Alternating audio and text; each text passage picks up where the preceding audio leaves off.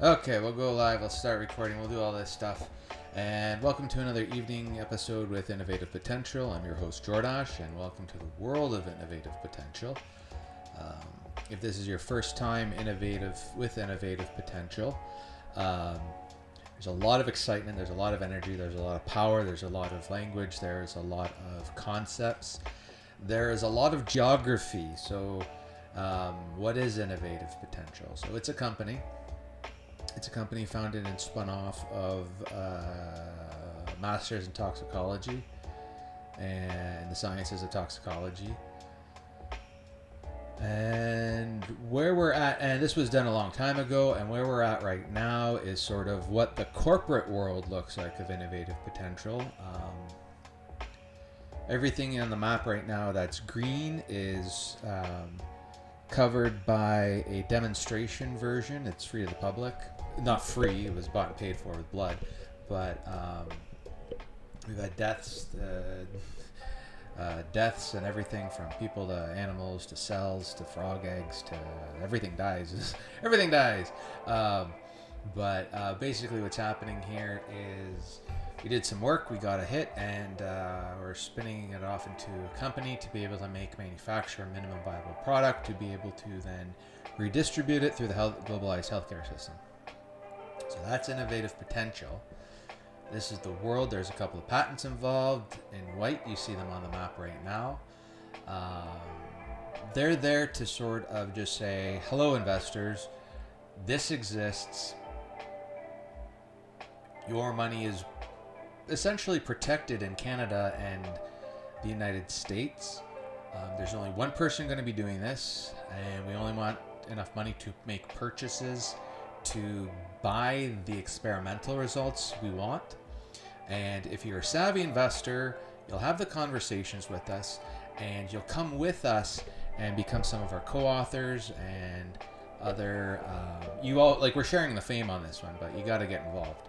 So without further ado, I'm Jordash. Hello. I live and work here. I've never left the office. I've basically glued myself to the chair and am never leaving ever. It has wheels, so it's not that bad. But tonight I'm going to be talking about a new study tool. It's sort of the study tool that I've always wanted to have. Just because it is... We have a music stream on here too, so just because...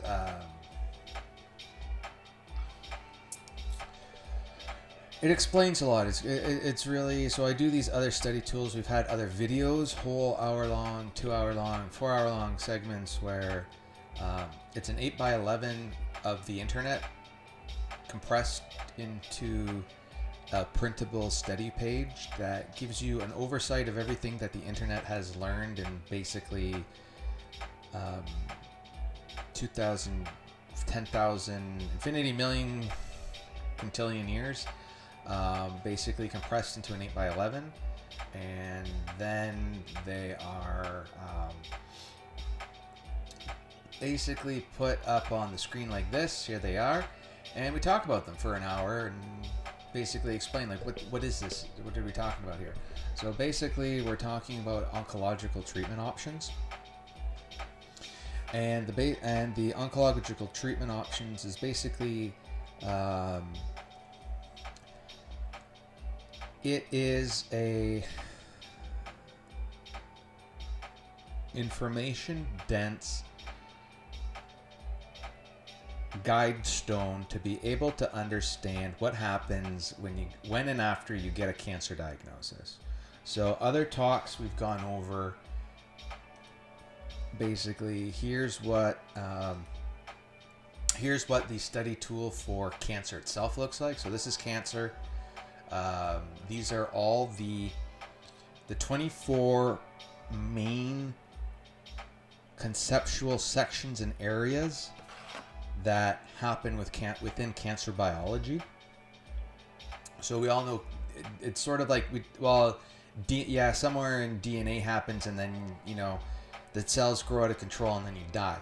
Well, this is the engine that drives that whole thing, and it's only really come to be understood within the last maybe 15 years, 10, 15 years ish, that the whole picture has been sort of revealed without knowing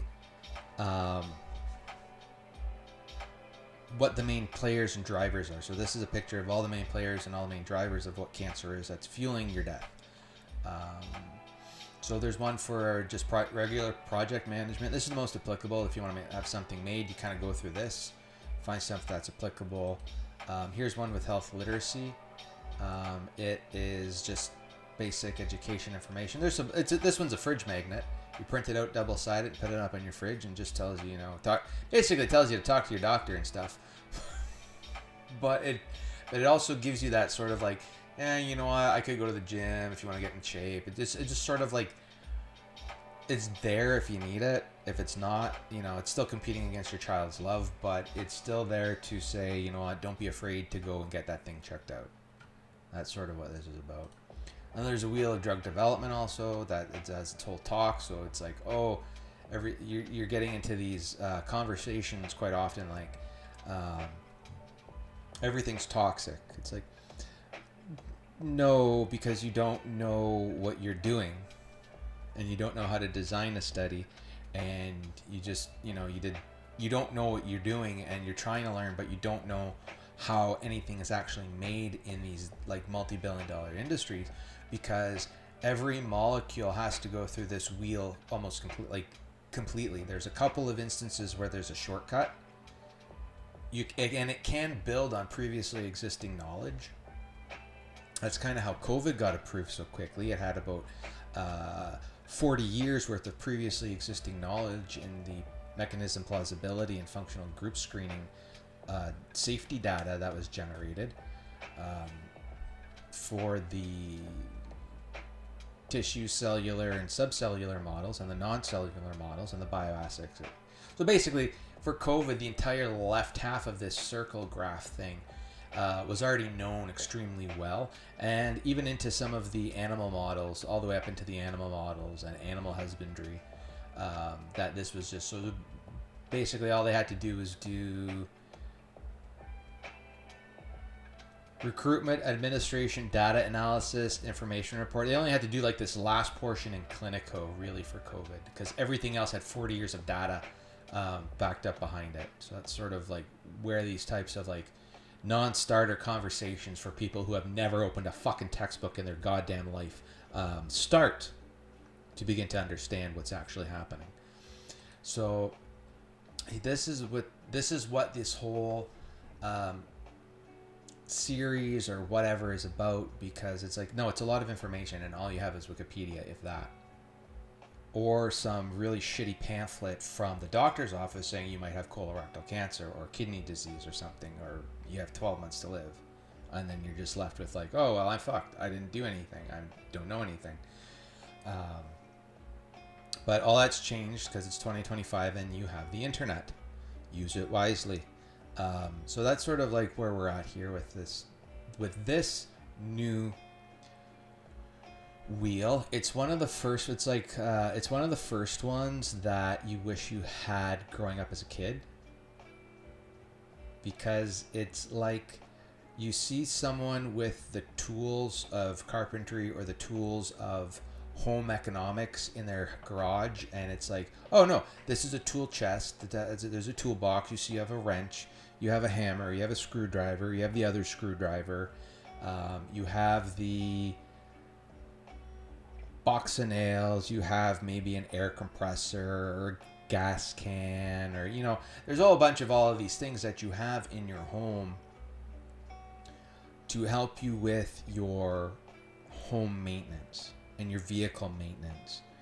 And you have your kitchen supplies, like there's a knife, a fork, a spoon, your cutlery, and then you have your knives, you have your cooking knives, you have your pots and pans, and you have your frying pans, and your saucepans, and you have your soup pots, and you have all of these things, but you really don't have this type of information consolidated in your homes. You would typically, or have it this dense, because you might have a book on biology, but you don't have the,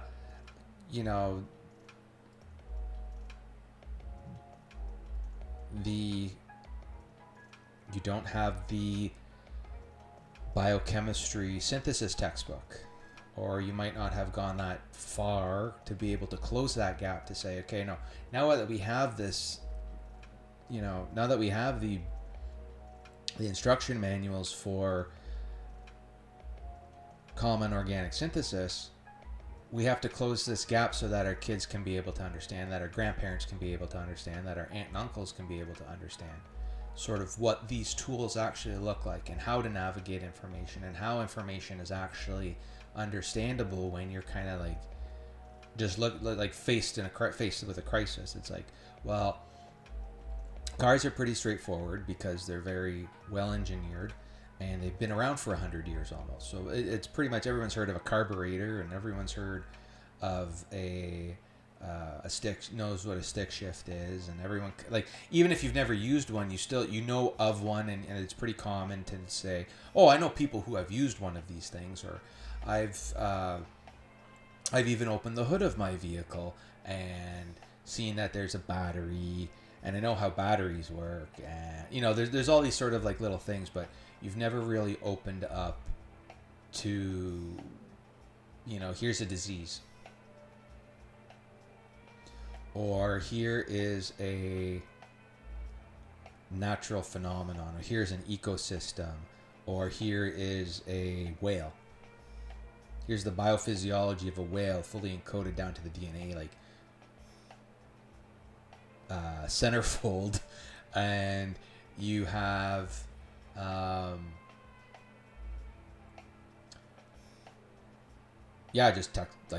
like there's it's that level of depth. But what do you do for the general public when it is their life on the line kind of thing? So basically this talk and this wheel is structured around, congratulations, here is your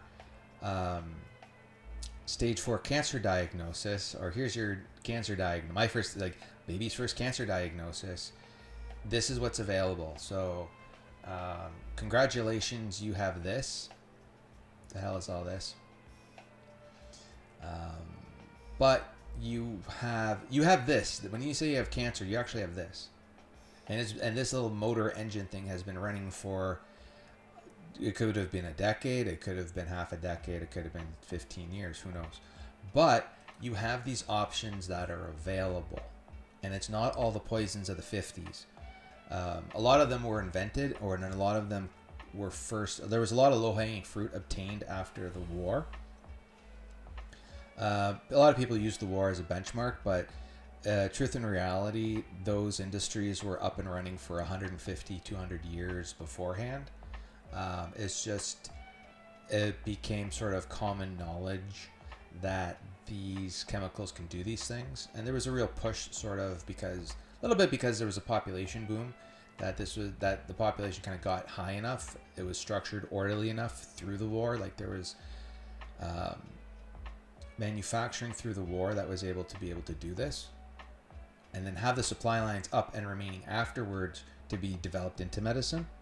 So there was a lot of stuff happening with that. Just populist structural level type of organization stuff. So now you're kind of at the internet level of structural organization, and this is sort of what the internet provides. This picture is what the internet provides when you have cancer, and these are your treatment options. So the rest of this talk is just basically me running through this wheel in a straw man example, because what happens is every person, there's three things missing from this wheel. The first thing that's missing from this wheel is the patient health profile. So are they old? Are they young? Are they strong? Are they weak?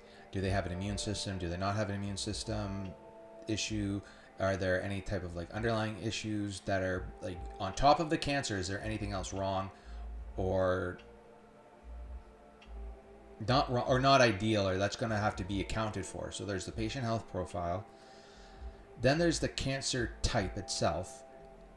So is it lung cancer, colon cancer, kidney cancer, skin cancer, hair? Hair doesn't get cancer, but you might have brain cancer, or you might have one of the pleural cavity cancers. So you might have leukemia, you have blood cancer. So it's like you have all of these things going on. So there's like 300 different types of cancer. So there's 300 different types of cancer, one type for every cell in your body, basically. And then at what stage is the cancer? Because cancer isn't a regular disease kind of thing. It's a syndrome of a disease that turns into an organ killing problem, and then that organ killing problem kills you. So it's just sort of put the demon back in the case and continue from there. So basically now what happens is we pick a place to start, and I just talk about it for the rest of the hour. So basically with this, so the oncological treatment options are broken down into 4 sections: support and management, systemic, treatment options. So everything is sort of like made from the inside out a little bit and then back into the inside. So you do have to take some time to just sort of understand how this has a flow, and it is supposed to be intuitive, because when you have this crisis or something, it helps to have something in your face that is reminding you that you still have options. There are lots of options, but making sure that those 3 things, the person, the cancer, and the staging, really define what can or can't be used, because some things work really well and then some things don't work really well. So that's really what's limiting your options on here, and the rest of it sort of sees you through. So there's support and management, there is systemic, there's surgical, and then there are techniques. So each of these 4 sections are basically stuff that gets done during the process of the treatment of cancer and the curation of cancer, and sometimes the death caused by cancer. I'll start at dietary supplements, simply because everybody eats, and that's usually the most accessible type of thing. So it's like, okay, it's like congratulations, you now have cancer. What do you do now? So it's like the first thing is, in this straw man example, is first you're going to have your blood work done, and then you're going to see sort of what happens if there's any deficiencies, if there's anything that has to be studied, knowledge, or ascertained about what's going on in the blood. Can anything be seen from the blood that indicates, what other type of cancer? Is the cancer affecting anything beyond normal? So first thing, if the cancer isn't affecting, if your cancer is only causing you pain, and that's how it was discovered, then you're kind of free. You're kind of in a nice position to be able to say, hey, guess what? We have these types of things. It's not an endocrine disrupting system where it's like the worse this thing gets, the worse your hormones get, and then the worse your hormones get, the rest of the other systems get, and it ends up being like this horrible, mess where you need a lot of pharmaceuticals to be able to control it. Or it could just be something, no, this has been a benign growth for 10 years. We just got to go in, cut it out, clean up some of the lymph stuff, and surgery alone is the cure itself, kind of thing. So basically with dietary supplements, the first thing is like just get everybody like up and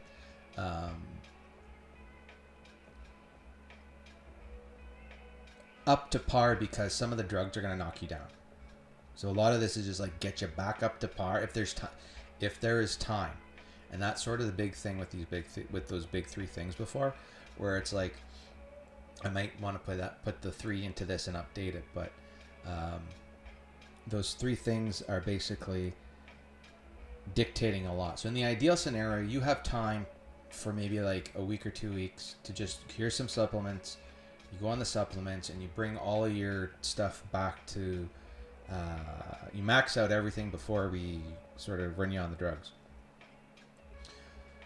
In addition to that, in the support and management, there's emotional and well-being support. This is stuff where it's like, okay, well, your mind goes right on diagnosis. Your mind kind of just fuck my life. The world is over. This big C world. You jump all the way to your own death, and there's the gravestone kind of thing. And it's like, well, your mind isn't there. So part of it is saying, okay, well, this is the process. Here, there are lots of other people who go through this. Here's your new friend group. Here's your new peer group. You're going to see them. They're going through the same thing as you have. They might have already gone through a cancer already. So like it really is just like allowing yourself to be open that these are new people, and there are new things that come with these new people. So you could have physiotherapy up there, but emotional and well-being support. These are your supportive treatments and therapies. I don't like the complementary and alternative medicines because they permit too much beyond the scope of the science into the just emotional feeling of it. But emotional feeling isn't the concrete feeling that, we physically looked at it and we said, you don't have like the cancer anymore kind of thing. Like there is very much there's very much an objective black and white to this. And the CAM stuff just leads too much into the subjective 90% of the time without going outright quackery. They're too emotionally implicit to their own subjectivities to be taken any more seriously than allowing you to feel good. But that feeling good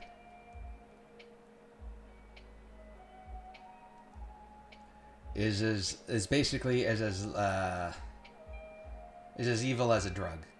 It's as evil as morphine or something like that, because it's not actually helping. A lot of times it doesn't actually help anything.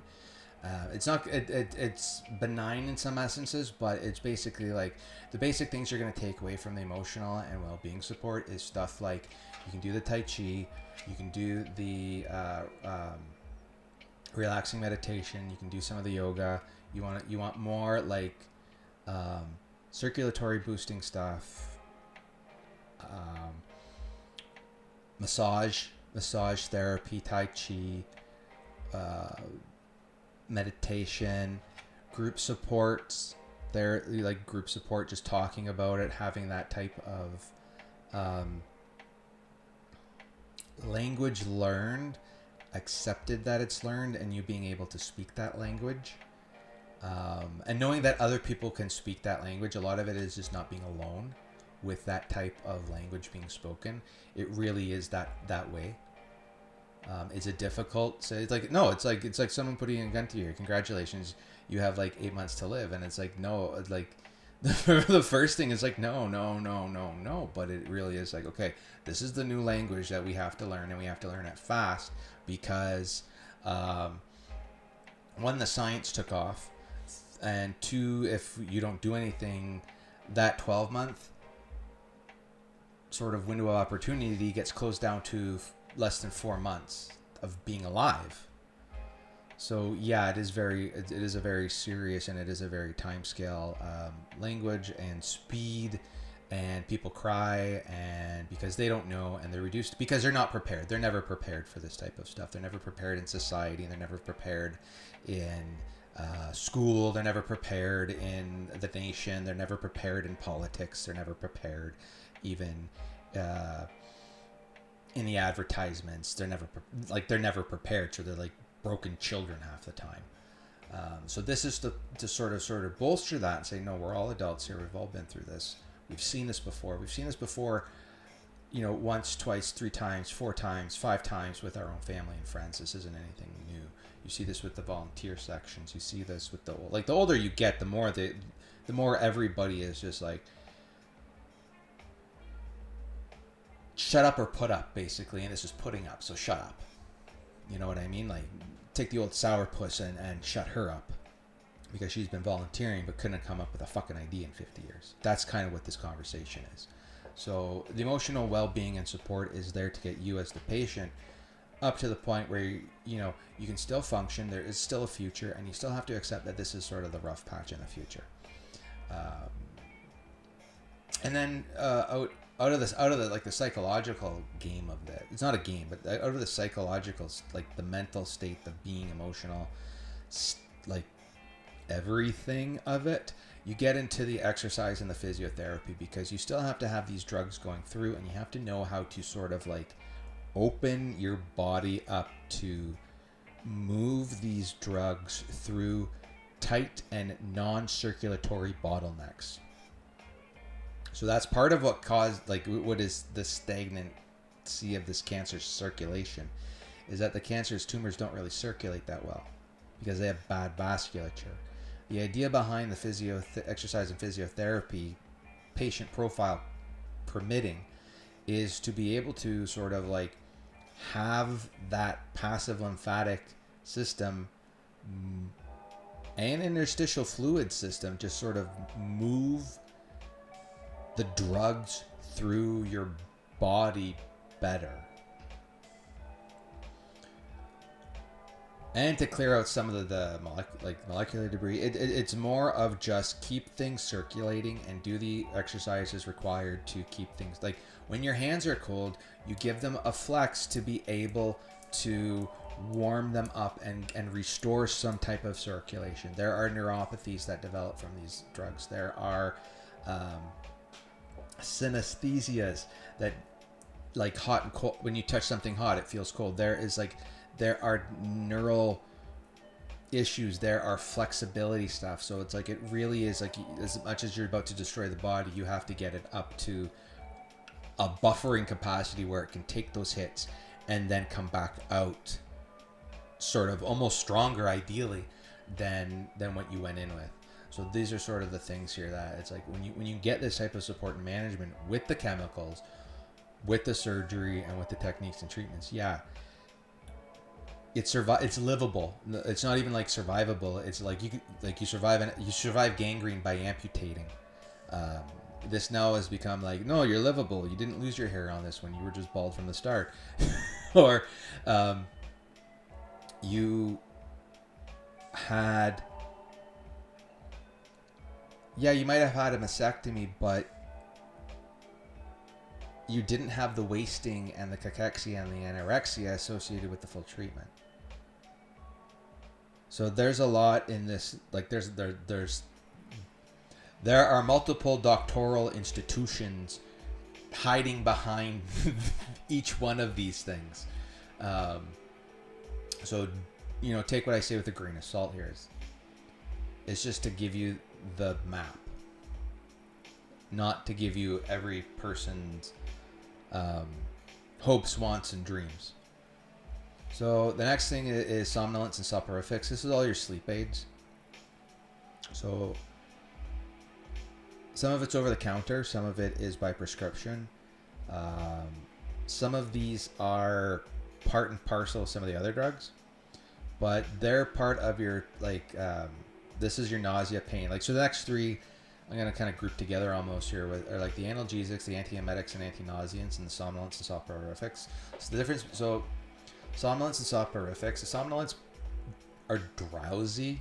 They make you want to fall asleep. The soporifics will put you to sleep.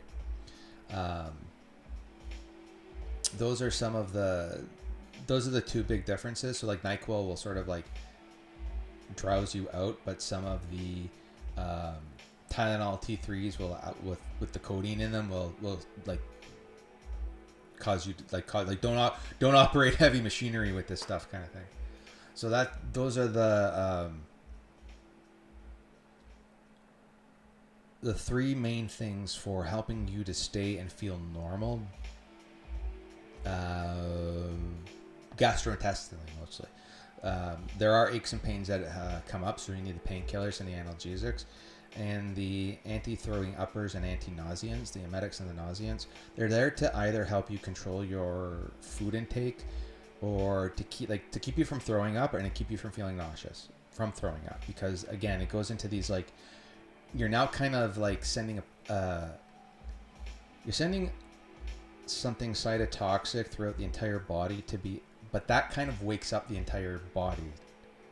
So now you're kind of like lighting up your whole Christmas tree instead of just the bottom portion of it. And a lot of the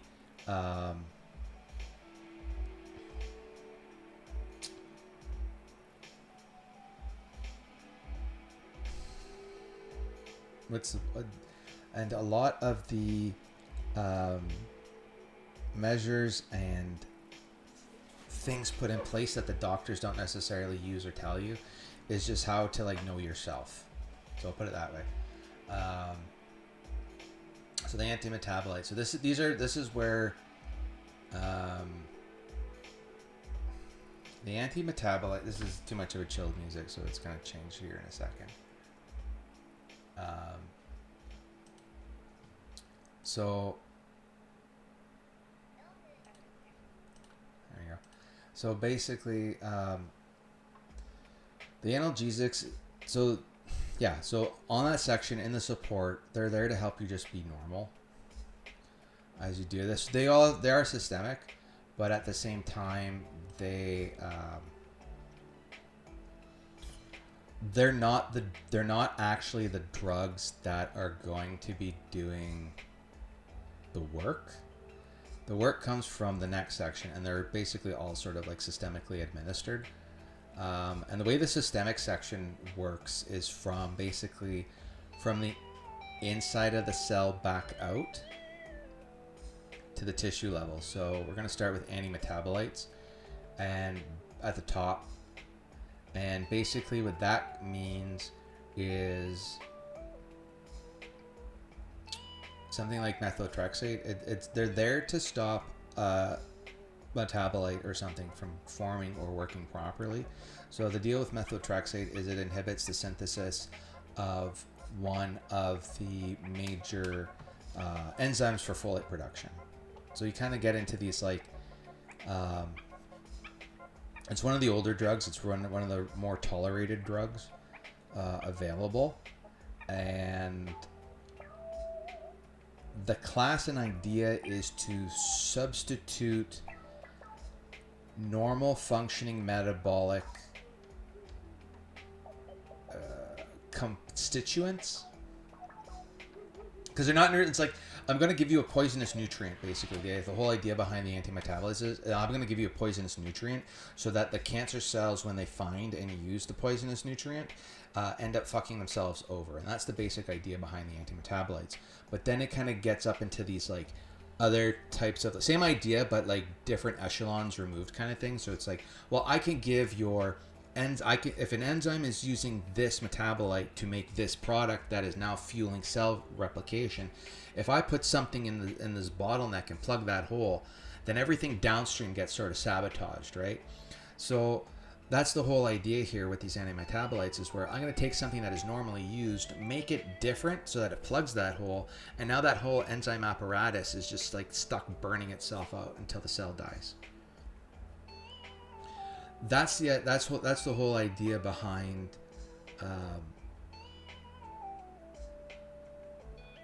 it's called methotrexate, and it is the whole idea behind that is basically to stop pretty sure it's B12 synthesis, but it basically it stops NADH production proper by sabotaging the enzyme machinery. So that's how that whole class of like molecules works. And then with the hormone, and then in the next section, the hormones, they work differently because they're just different. It's a different mechanism. So you get like multiple, like these are like there are 20 different like cytotoxic mechanisms independent of each other in the systemic section that are all sort of like, you know, nationally recognized, approved. You get them in your hospital. Like there are only options, kind of thing. And the hormonals, it's either there's two sections. There's either they're going to supplement the tissue. So it's like with breast cancer and prostate cancer, they respond really well to hormonal therapies, either to block the hormone from being registered or to accentuate the effects of a suppressed hormone. And it kind of depends on, like, I'm not going into detail with this because it's just it is its own topic, it's its own field, and we're half an hour in. So basically there's two types of hormonals. They're working the same, but they're not doing anything cytotoxic per se, because for the case of in the case of HER2 positive breast cancers, it's more that there's a hyper production of it, so they put in a blocker, so you have an anti HER2 molecule that suppresses that hormone to stop that function, and then the cancer that is super sensitive to that collapses under its own weight, kind of thing, and it is a successful treatment that way. But but in the prostate cancer case, you have an overproduction, so you want to not an oversensitization, but an overproduction, which then that production has to be reduced or stopped, or the producing units have to be reduced or stopped, but they end up being on their own, sort of like this portion produces for this portion, and then this portion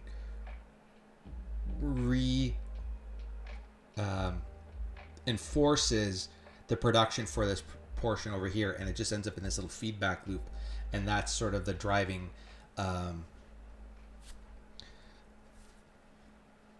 force of those types of cancers. They're usually male and female specific. Occasionally you might get an adrenal, something that is hormone sensitive.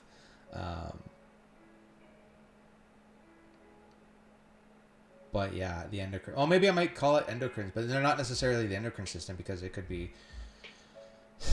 sexual. So or androgenic. So that kind of moves us to so that's its own thing. There's the DNA targeting molecules, and I have this here because it's typically thought of as your DNA alkylating agents, but you're kind of in this world where while they're not approved yet for the nation, they're in the research world still. But these are your new some of your protein drugs, some of your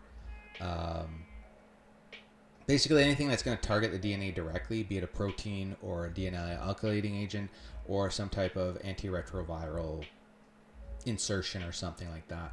So that's why I'm saying DNA targeting molecules here, because only the alkylating agents are. So you take a chemical and it physically gets stuck to the DNA, and then that causes the DNA to either stop being replicated, or it causes shear stress and breaks the DNA apart. That's really what is approved right now. But there is a future, and this got to be future resilient a little bit too. It exists more in the research world, so you'll kind of come across like these DNA. Oh, what if we have like DNA vaccines or what? Like you'll get into that type of stuff where it's no, you're only going to be treated with the alkylating agents. Be real here. So you're only going to be treated with the alkylating agents on that one. But there's almost 20 different alkylating molecules with about 3 or 4 different endpoint toxicity mechanisms. So they're either gonna slip in between the DNA base pairs and cause translation to stop, or they're going to attach to the DNA portion, the backbone portion, the phosphate backbone, and stop DNA from being sort of like link it together and then sort of break it at that level. And then that's everything. Well, that's not everything, but that's more or less the approaches for these types of things. So they're going to like physically stick themselves to the DNA, and they're going to target the DNA physically somehow. For the metabolic inhibitors, these are more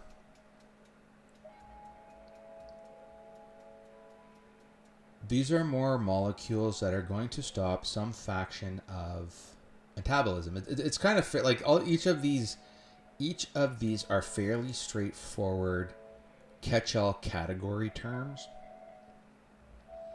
and there's about 15 drugs apiece with about 20 formulations for each of the drugs contained within each of these. So there's like 150 units of metabolic inhibitor types available on the market right now. But you've never heard of you don't even know what a topoisomerase inhibitor is, let alone what the first word of that thing was. So this is what this talk is trying to do, is trying to at least disillusion some of that and say, like, on first example, this drug fits into this section here that you're going to be going on because your cancer responds well to it. And that's sort of the whole point here. So the metabolic inhibitors, they're designed more to stop something more specific to so basically all of these molecules are designed for faster replication cells, not necessarily aberrant metabolism type of cells. So if you can stop the cell from producing an enzyme required to be alive, and it just so happens that cancer cell makes 1,000 times more of it than every other cell in the body, or 1,000 times less of it than every other cell in the body, that makes it a good molecule. So the metabolic inhibitors stop the machinery of the cell from providing the cell with something it needs. They're close to antimetabolites, but they're not antimetabolites of themselves. They're sort of like voltage-gated ion channel blockers. If you have to sort of come up with that, it's like it's going to physically stop a process or a glucose symport blocking molecule, or one that goes through with a preferential uptake and it has a cytotoxic payload associated with it. So it goes it goes in through a glucose transport, but gets metabolized into a poison and a sugar molecule. But the sugar molecule is preferentially used by the cancer. So you kind of get into this sort of like warfare world. The mitotic inhibitors are there to stop the cell from dividing. This is where the topoisomerase is. This is where the tamoxifen is located. This is where I think that would be one of the hormonals, but this is basically mitotic spindle poison. It stops the centrioles and from basically being able to complete by destabilizing the enzyme formation and basically polymerizing it together, so it doesn't perform its function, and then the cell dies. So there's a couple of them, but they're in a class of their own, and they're important because they're their own mechanism. The new big and heavy one here is the immunotherapies, and they've been mostly available in the last 15 years.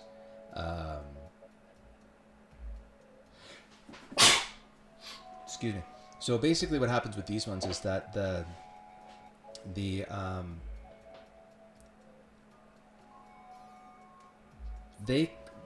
so basically everything up to this point is derived from stuff available in the 40s and the 50s, coming from the 20s, the 30s, the 40s, and then in the 50s. And this new group comes in from the 70s, from sort of like the 80s, the 90s, and the 2000s.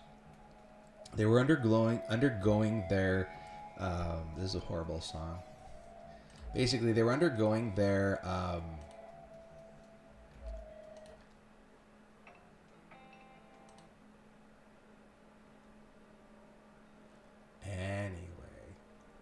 They were undergoing their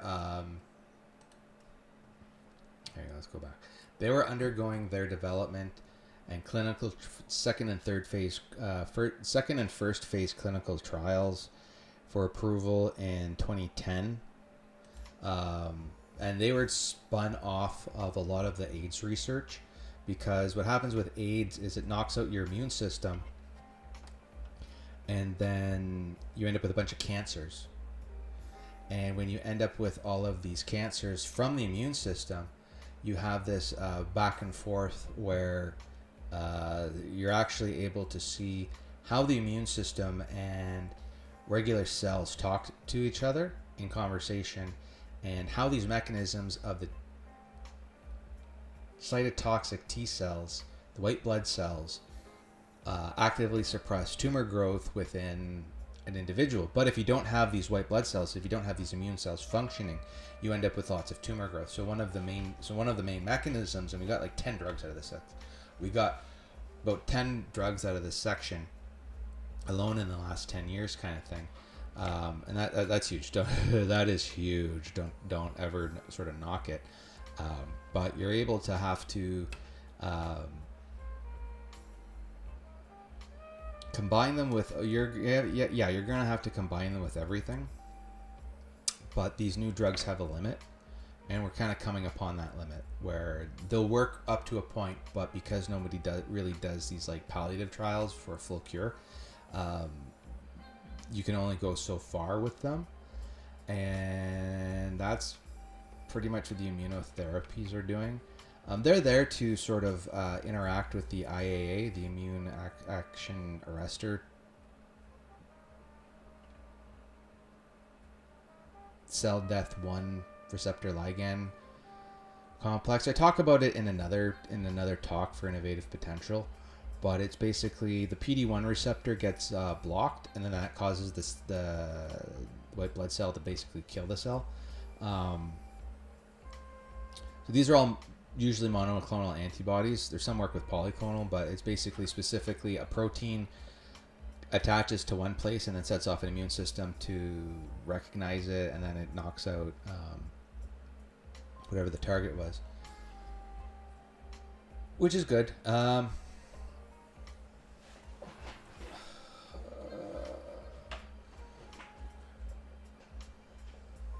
So this sort of brings us into the 2015s now.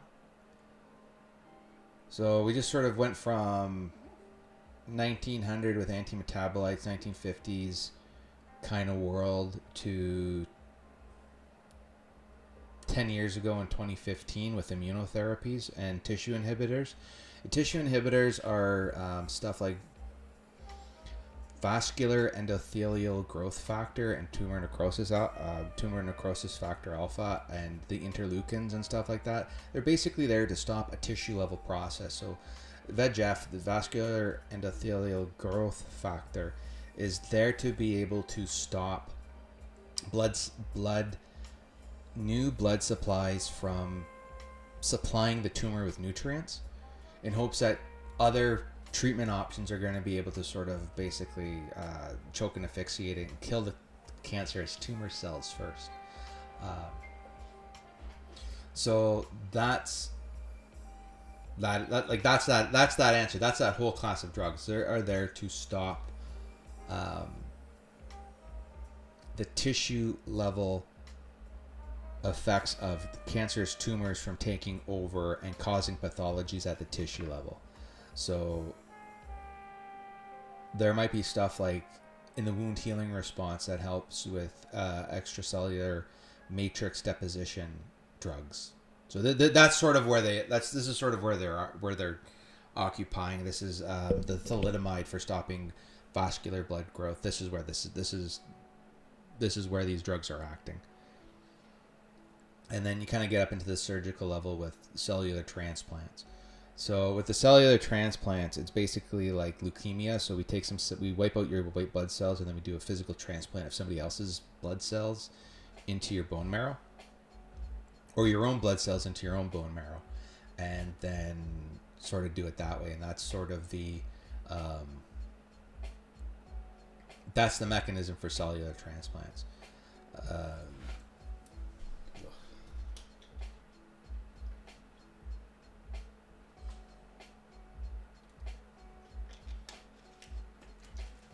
And anyway, from the cellular transplants, there's activated molecules, and some of the other molecules in the systemic system are activated molecules, or they become activated. One of the DNA targeting molecules gets metabolized and then becomes sort of like an activated molecule. But what in the surgical sense, this is like the photodynamic therapy and some of the other light activated molecules, the electrochemically activated molecules. It's basically a physical, you're given a chemical, and then a physical device is used to make that chemical respond in a different way than if you had never used the device at all. And there's about 3 or 4 different techniques like that. There's an electroporation technique to help absorption. There is a like the light effect. There is so basically you shine a light on some molecules and they excite, and sort of when they're excited they either do something metabolically or they release energy, and that damages the tissue around them. There are infrared molecules. There are open and release molecules. Like there's a whole playground in there. So this thing exists at the clinical level. Like the photodynamic therapy stuff exists at the clinical level. So it's there. But it's a surgical technique. You need an operator to do it. It's not just I'll give you some drugs and then you do it. It's no, a person has to do something to you with the drugs in mind. But these are like chemical surgeries basically. And then there's chemical, thermal, and laser ablations. This is its own section because this is the kill it with fire mentality section, where the chemical, the drug, or the laser light is actually the thing that is killing the tissue. In the activated molecules section, and then further ahead in the intratumor injection, and in the non-invasive like in the other sections, something else is actually doing the work. But in this section, it's actually the hot and cold touching of the tumor that does the killing. Or the laser light hitting the tumor does the killing without any additional molecules. It's just straight up laser light burning flesh. A cauterization is a thermal ablation. You know what I mean? So it's to that conversation. And then surgical resection, the ice cream scoop, knife goes in, guts come out kind of thing. This is basically a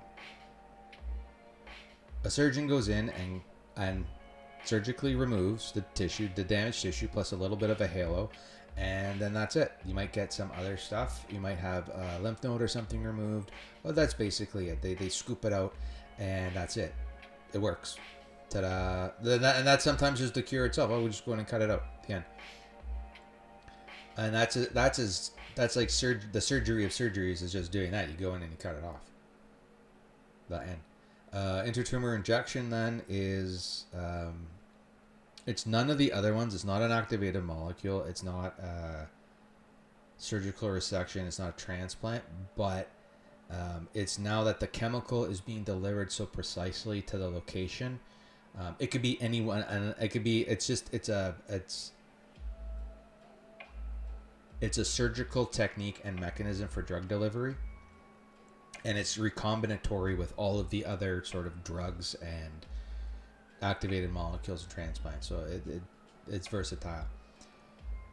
And then there's non-invasive and radiative ablation therapies. So non-invasive and radiate. So this is your ultrasound and so your ultrasound, radio frequency, and ionizing radiation. These are things that there's no molecule involved. Whereas with activated molecules, like you could use ultrasound to activate a molecule, but the thing that's killing you or killing your tissue is the activated molecules. So the thing that's killing you is the activated molecules, not the actual infrared sound waves, not the energy. Like non-invasive and radiative ablations is that the energy is killing the tissue, not the activated molecules. And how these are different from the chemical, thermal, and laser ablations is that these are typically excitatory of something within the tissue itself, not just extra energy. So the thing with so what's the difference between the laser and the radiation therapy, right? So the radiation beam goes through and just sort of like acts as like a little jiggling wire, whereas the laser is not going through. It's just burning a hole at the surface, whereas the radiation goes all the way through. So it's sort of like this versus this, right?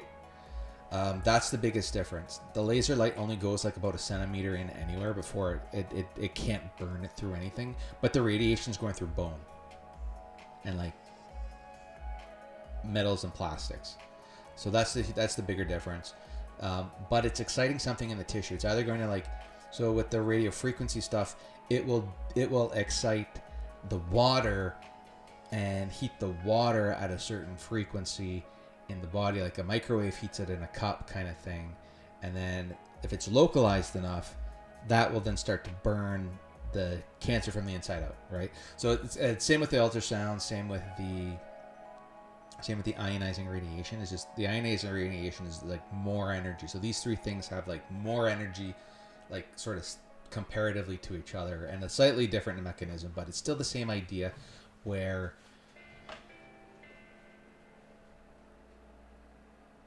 it's more so a triangulated wave that does the damage than anything else. And that's the major class of like treatment option available. So like, okay, well, certain cancers don't respond well to it, but some do. And most of them are actually non-invasive, so they don't have to do any surgery. But you still require an operator, so it's still like not horrible. So some of the now you get into some of the techniques, because the radiation doesn't work with a straight line. You have to triangulate it in 3 different ways, kind of thing, to be able to just lock it into that core volume of the tumor. So the next real technique is the implantable dosing devices. And what's happening with the implantable dosing devices is you get something like this, and they stick it under your skin, and it comes with a pre-packaged amount of drug in it, and there's a little sort of like the insulin pumps, basically like an implantable insulin pump, but it's filled with a cytotoxic drug for reaching into hard to reach places or irrigating certain tumor types that aren't really getting enough blood flow, and you know that the treatment's kind of going to fail. So this is an option to be able to do this. It's listed as a technique because it is now like there's nothing new that's happening. It's only in the method of delivery that changes the successful outcome. So if I were to deliver the drug a different way, not this way, it would be like you chances are you die kind of thing. So it is really tricky.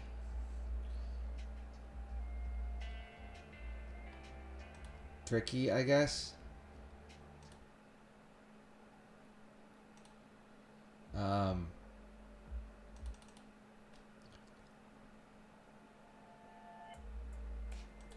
right, there. But it's the cheapest option. It's like if we don't have to make a new drug, and if we don't have to do a new surgery, but if we just reapply the drugs easier, then that's better. So that's kind of where intratumor injection comes in. It's a technique, but it's also a surgery, and it's way more of a surgery than it is a technique.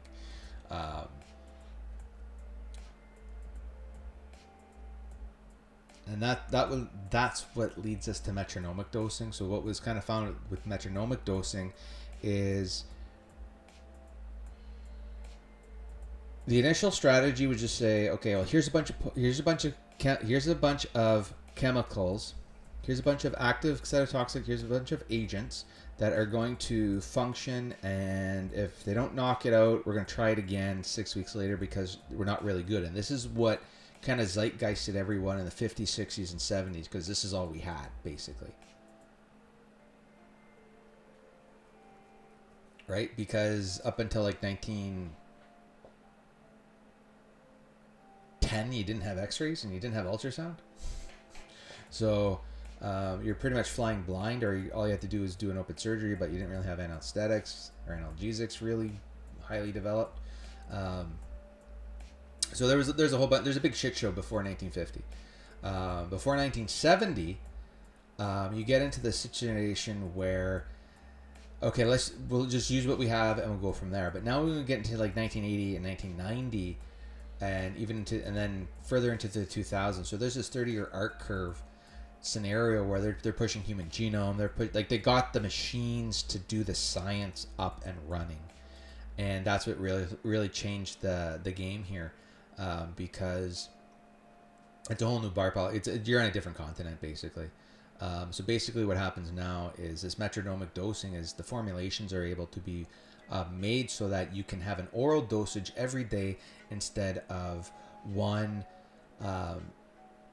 injection once a week.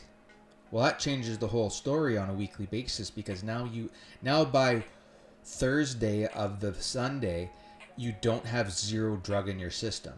You have some drug left in your system to kill the last little bit, and that, 5 concentration of 5 every day for a week is a lot better than 15 on Sunday.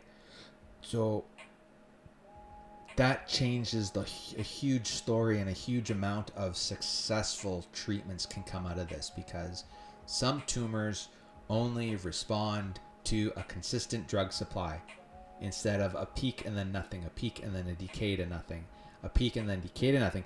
You still do the peak and decay, but the decay stays with the minimum threshold. And so that was a cool and awesome part, where it's like, okay, well, you have this, and then a big peak here, and then that extra little push kills off of everything else, and then you keep going, and then you do it again. You do another wave of the big peak, and then that breaks and kills away any of the extra sort of recalcitrant ones. It sets you up for a really nasty. It does kind of set you up for a really nasty resurgence, but that's sort of where we kind of want the immunotherapies and the other stuff to come in and clean up that recalcitrant stuff. So that does buy a lot of time, actually. And it can be used with intravenous infusion and perfusion stuff. So not only do you get that, the 3-hour drip at the clinic, but now you get the take-home drugs to follow along at home with, kind of thing. And then that's sort of how all of these are working. So these are the real techniques of how the drugs get administered and why they get administered. And they're there because they're different options for your cancer and multiple different types of cancer. So they're all there. Sensitization is basically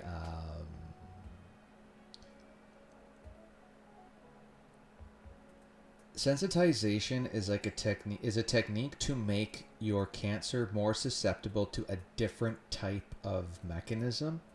So a lot of the activated molecules are really good sensitizers for ionizing radiation.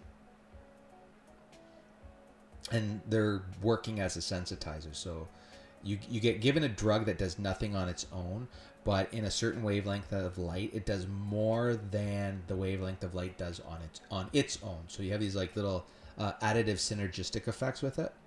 And that's basically the same idea. I'm going to give you something to make you more susceptible to the next thing I'm going to do. And that's kind of where dietary specializations come in. So I talked about this a little bit earlier, but the dietary specializations are something like, first of all, you go cut the crap out of your diet. You're still going to have the stuff that you like. And I don't give a shit. I don't care if you like beer. Stop drinking it, because it's going to fuck up with some of the stuff. Everybody says, oh, I like it, you got to have this. Not if you're serious about getting this thing done.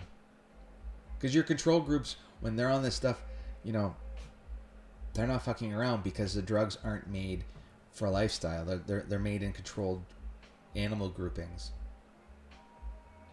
You might like beer, but this thing is why? You get these old people oh, why am I gonna suffer for the loss? Whatever. It's you're gonna suffer 10 times worse, because you have to do this and you have to be clean for this. And the cleaner you are for this, the easier it is for everybody involved.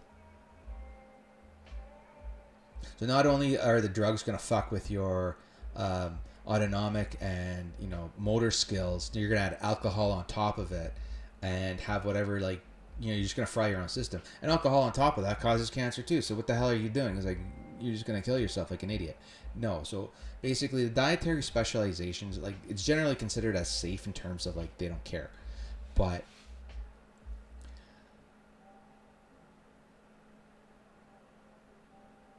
when you get it's like, you got to cut your sugar, you got to cut your alcohol, because the alcohol feeds into these metabolic pathways that your normal diet doesn't, and the normal food digestion doesn't.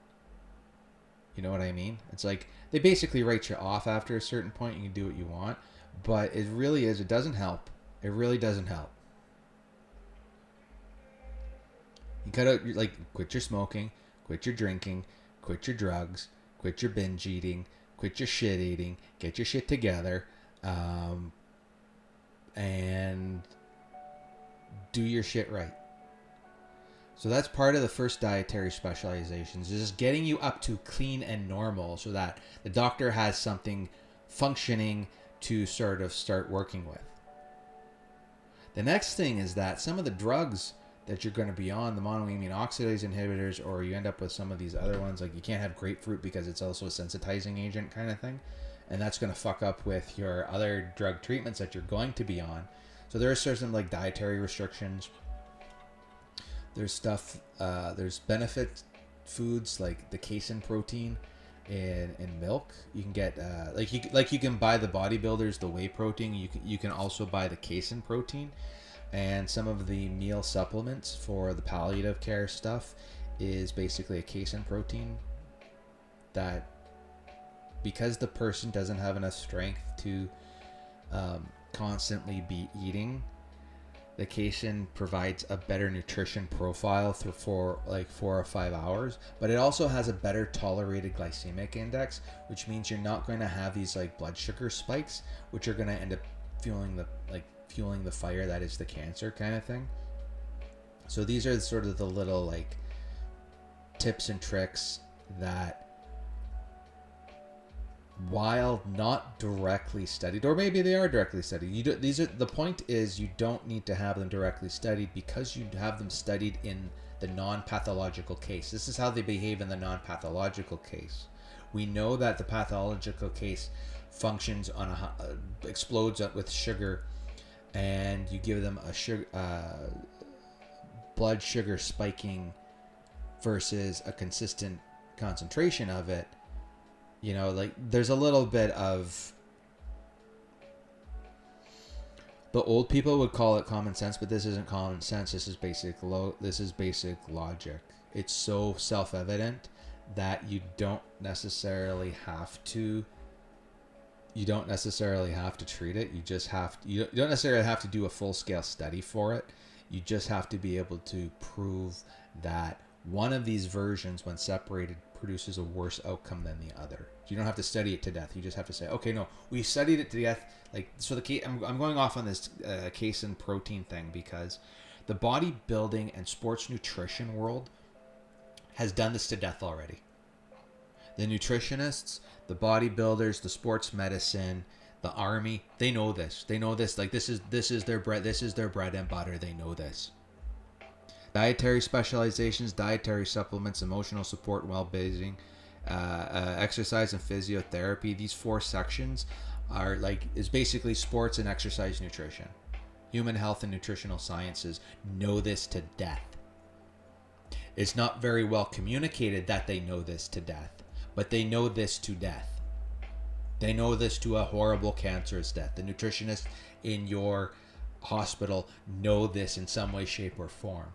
And they've already built nutrition guide plans to get rid of the crap from the diet and say, like, this is like, the hospital food sucks because that's what you're actually supposed to be eating. Because if you ever sat down with a bodybuilder or had to do your own meal prep or your own meal planning, yeah, that's exactly what they're eating. They're eating appropriately measured food with balanced micronutrients and macro calories. macronutrient calorie proportionations, not whatever the hell you're making for supper. You know, that's the part that you as John Q public typically don't have the discipline to just fucking do. It's gotten a lot better in the last decade, in the last last 15 years, 2 decades, but the discipline isn't there. You need you need the discipline to be able to cure yourself, and most people don't have it. What's worse and what's insulting is that they don't want to have it. And that part's the sad part. So with the dietary specializations is like, you're either going to cut stuff out or specialize on go on a special diet for this type of stuff. So this is like low sugar, better overall glycemic index foods for this. It's like, don't rock the boat on this fucking thing. You're going to have no fun, and you're going to still have to do you're going to have to do double the work, because it's like, it's worse than being pregnant, because you're going to have to do the work for yourself to maintain yourself, and then you're going to have to do the work above and beyond for what the drugs are going to take away from you or try to correct, because these drugs are corrective. So they're trying to correct the fact that they've lost control in a part of your body, and now they have to go back and regain that control. So this is where dietary discipline comes in, and a lot of the salt, a lot of the sugar, a lot of the fats, they're still there, but they're controlled for. It's not about like your family's your family's recipe got you into this mess 9 times out of 10. You can't have gravy at Thanksgiving and Christmas. You can't have gravy at Easter. You can't have gravy because, you know, the doctor will tell you, yeah, sure, you can eat whatever you want, but really don't give a shit because I've already written you off. That's the way that goes. I've written you off so fast because I know from your psych profile and your how you got into this mess, backed against your basic livability person profile and your demographics, I have already psychologically profiled you to be dead within 6 weeks because you don't want to do the effort. Certainly, you know, most people take a slap in the face and say, okay, well, I'm going to do my job now. It's like, yeah, okay, well, don't blame me because you're already dead. And then they do their regular day job, and that's how that works. So you have to get ahead of everything, and then get ahead of everything twice to be able to survive your own death. Because it is basically that. You have to be able to survive your own death. And if you don't know what the major key players are and how they work and how they operate, then you're just going to walk into the bear trap time and time again and say, oh, gee, I got my foot snared. What am I going to do now? Well, that's kind of the wake-up call where it's just like, okay, no, this is what you do. Congratulations. You know, this is the play this over in the last one where it's like, congratulations, you have this.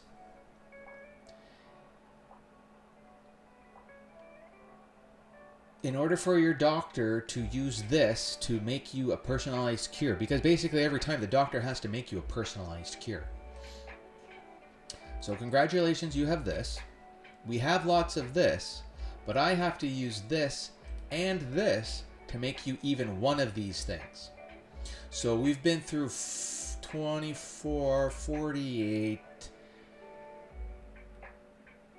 56, 72 horrible pieces of the internet just to make one molecule safe enough to maybe kill a portion of you, or maybe do a surgery to get like a wart removed.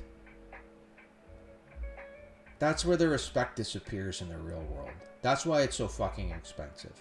Because the entirety of the internet is backed by these 4 things.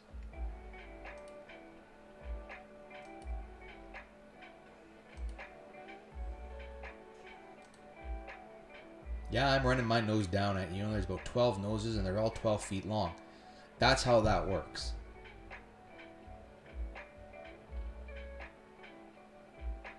When the sign says no smoking, they mean no smoking.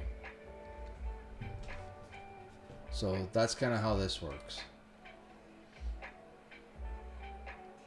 because it's a bitch developing stuff. It's like my declaration. If this is your first thing, my declaration is I invented a cancer cure mechanism that uses intratumoral injection and another cancer cure to be able to clean up the remaining 1/3 of general cancer deaths within 5 years post-diagnosis. So what the hell does that mean? It means basically that for all cancer cases in Canada and on the planet, so it's Canada and the United States, so for all cancer diagnoses in the white area on the map and on the green area also, 1/3 of them die within 5 years guaranteed statistically. So that's basically you roll 5 dice, and if you get a 6, you die. That's the statistics. You roll 5 dice 5 times, and if you get a 6, you die. It's a 1/3 chance. It's horrible.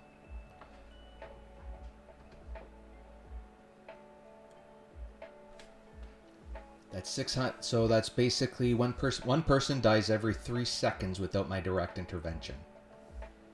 That's what this map represents. So that's innovative potential. That's what it's really at stake here. Is like one person dies every 3 seconds without my direct intervention.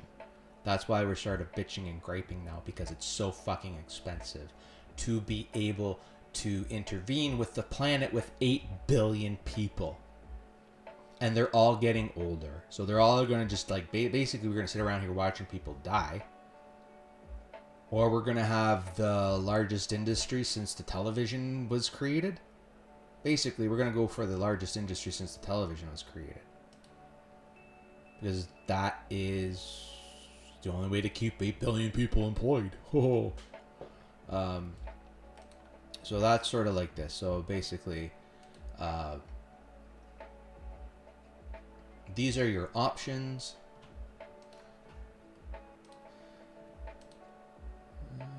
So how does this go? Congratulations. How this little straw man story is, congratulations, you have this this whole thing. You don't just have like stage 4 of this, you have all of this. And there's like 10 stages before you die. There's the stage where instead of 1 cancer, you have 5 growing in the same tumor. There's the stage where those 5 were exposed to a drug, and now you have 14, and they're all semi-like immune to the drug. You have the stage where your metabolic processes are now getting interrupted by the 15 or 25 different cancers growing inside of you. You have the stage where your organs are shutting down, and then you have the stage where you're dying. And then the final stage, stage 10, you're dead. Still clone you at that point, but you still have stage 10. You have stage 10 cancer. You're clinically dead. I can clone you and freeze your cell lines at that point because they're not technically dead. So congratulations, you have this. We go through. You have this. We use this and this with this. Yeah. So congratulations, you have cancer. We use all of our health literacy and drug development skills and knowledge, along with our own personal case-specific asset creation project management development system, to be able to create some type of oncological and administer some type of oncological treatment option for you. And it's all custom work every fucking single time.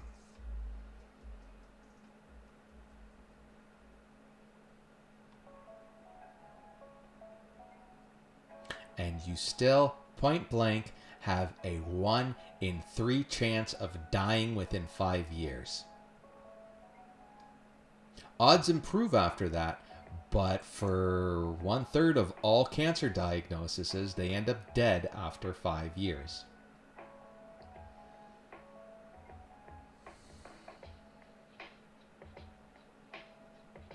That's not good enough. Imagine if you manufactured cars and 1/3 of them broke down within 5 years. You're bankrupt. You're bankrupt by the 3rd year.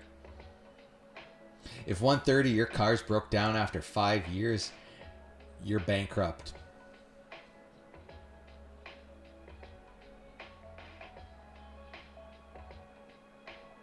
So anyway, this is what you use the internet for. You use the internet for to learn all of, like, what's methotrexate, what's diazepam, what is... I don't have antibiotics and I don't have anesthesiological drugs on here because they're not really doing anything. They're sort of preventing from... You're going to get antibiotics on here too, but they're from surgical and surgical resection and intravenous perfusion infusion type of stuff, not from actual treatment of the disease itself. So that's why antibiotics and, you know, crazy purple knockout gas isn't on this wheel categorically. So these are all sort of the things from the top down that you don't get and you don't get it and you don't understand it until you sit down and actually, like, write it out. You have to sit down and write this stuff out, because thinking you're going to be able to pull it off of Wikipedia and your cell phone after diagnosis, no, your brain goes so fucking stupid during these crisis times with this type of level of information. It's insane. It's not that it's insane. It's now that your regular daily life does not have the wherewithal to usually deal with what is being dealt with at this type of level, because you're never encountering the microbiology of it. You're never encountering the protein structured world, and it runs on it's not a religious world because it's only been notified in the last 100 years. It's an entirely different set of language. It's an entirely different set of everything. You can't function religiously in science. You can't, because it's an entirely different language. It's an entirely different mindset.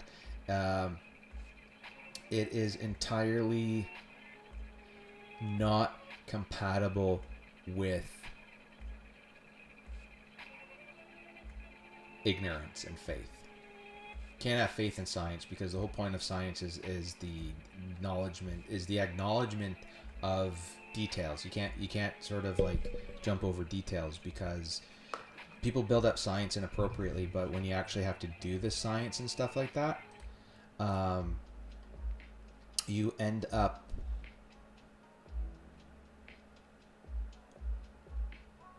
in a situation where it's always explicitly defined. If you can't come up with an explicit definition or a mechanism with which to identify an explicit mechanism or decision or structure or outcome or knowledge, you can jump as far as you want to the future. You can make leaps and bounds all that you want.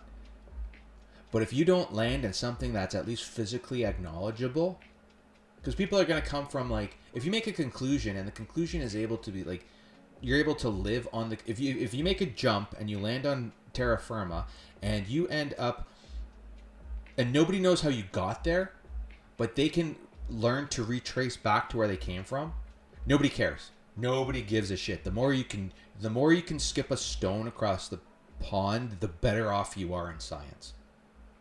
The more skipping stones you have, the better off you are. It's the people who try and draw a straight line in science that are just, like, fucking destroyed by it. And that's how it works. Like, it works in, like, boop, boop, boop, boop, and you just measure the boops. But if you try and do a straight line, like if you try and do a coherent, discrete line, it breaks every time, because that's not how you measure. That's not how you measure progress. And that's how this stuff works. That's how and why this stuff works, because it's not giving you... It's like, okay, here you go. Here's your steering wheel. Go drive the internet. You're gonna come up across cancer. You're gonna come across diseases. You're gonna come across tissues. You're gonna come across cell culture. You're gonna come across drugs. You're gonna come across project management. You're gonna come across building stuff. You're gonna come across making stuff. You're gonna come across environment and why stuff shouldn't be built and how stuff should be preserved, and you're going to come across all this, like, really important subject material,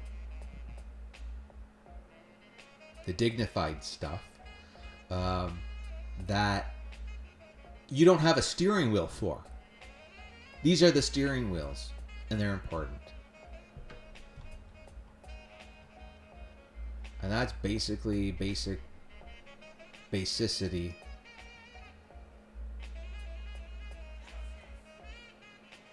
And this is the new one. So we have eight of these. There's one for robotics. There's one for electronics. There's one for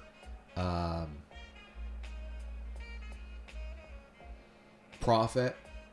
There's profit works opposite of asset creation. The one for asset creation is just, how to make stuff. But they're all codified catch-all terminology that if you do have to like say, oh, I'm stuck,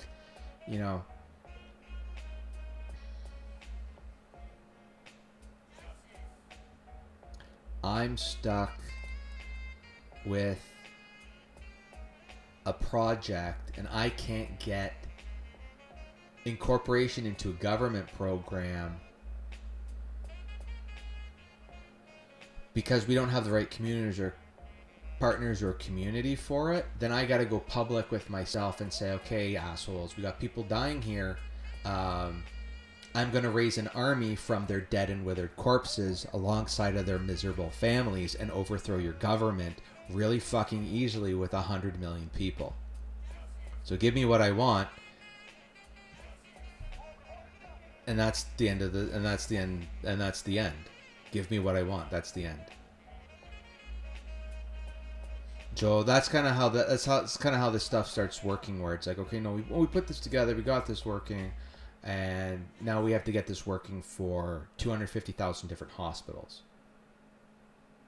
So that's not a regular business model. That's an entire state. So that's why we have the patents. That's why we have the stuff. That's why we have. Basically all that Elon Musk stuff, all that whatever. He's international. He's working in the free system, basically the free market system, where there's no borders. If you're going to be able to supply, they're going to build, they're going to build, they're going to supply, they're going to supply. But there's a limit restriction for his robot with an electrochemical cell in the United States. So his robots can't do certain stuff in the United States. And that's sort of how the world actually operates, is you put up a blockade and say, okay, here's the toll bridge for it. Because there is a danger, there is something that we're not addressing, but someone addressed really fast, and put either a stop or a contingency, or it's a straight up new invention. Say, no, this is a new extension, and we have to wait for you to get here. We've been waiting for 8 years already for you to pick up the pace and get here, because those Tesla robots and anybody else's robots basically are now sort of almost green lit to be able to assist with cancer surgeries with a new mechanism for intratumor injection and drug activation, meaning you can make new drugs and new drug formulations. So yeah, half the world's on fire for this fucking guy. So that's innovative potential. And that's been our show for the day. Thank you and good evening. Goodbye.